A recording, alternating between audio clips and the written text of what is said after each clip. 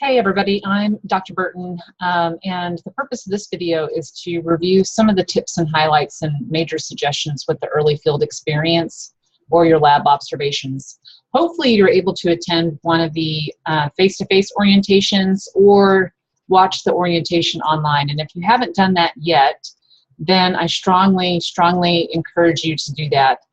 Check the Ed Manual or the Child Development website for the current listings of any of the face-to-face orientations. But the orientation video is available at all times. So again, the purpose of this video is to share just a few tips and highlights. So I'm gonna go ahead and share my screen and get started with that.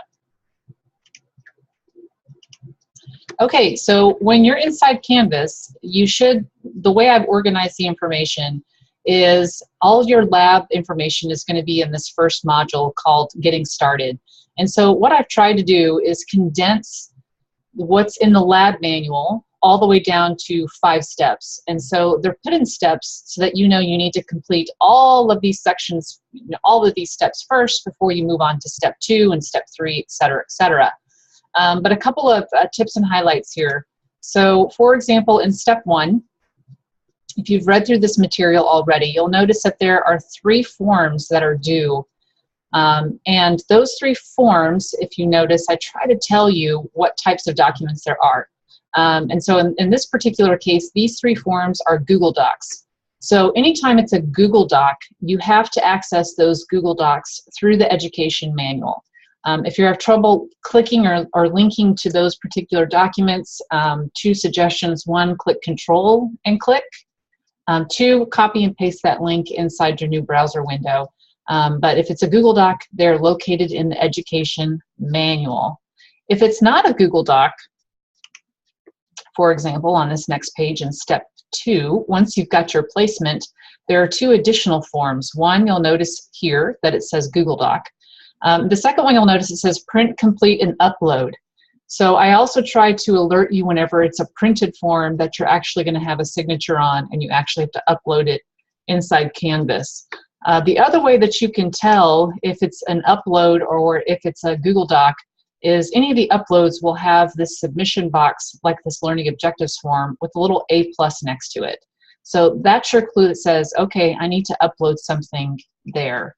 So those are 2 of my suggestions.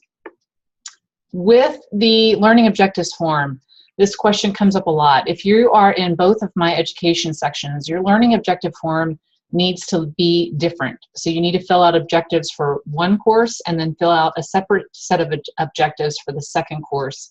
And those objectives need to match what type of course that you're in. So they need to be related to the actual course objectives. Secondly, another just quick tip with your observation hour log, I've had students lose those, and that's bad if you lose your observation hour log. Your hour log is something that your mentor teacher, your supervising teacher will be signing off on. And if you lose that, then you don't have any documentation that you completed those 16 hours of field observation.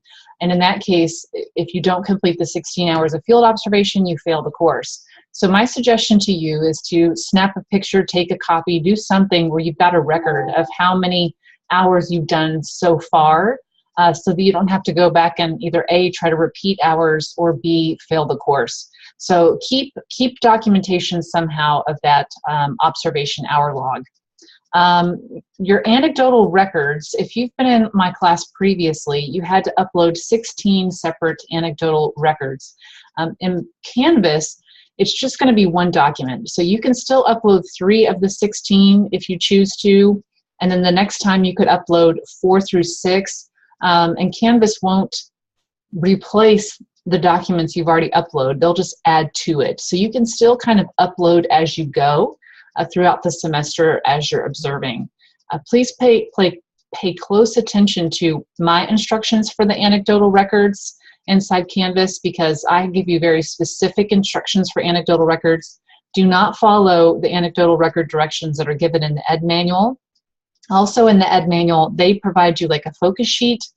We don't follow that focus sheet either. I've provided you the focus hour guide here on Canvas as an attachment. So those are some of the 2 differences as well. Again, if you haven't attended an orientation, I strongly encourage you to do one. or watch the orientation online. But if there's any other questions, don't hesitate to catch me at one of my office hours or to send me an email. Have a great day. Bye.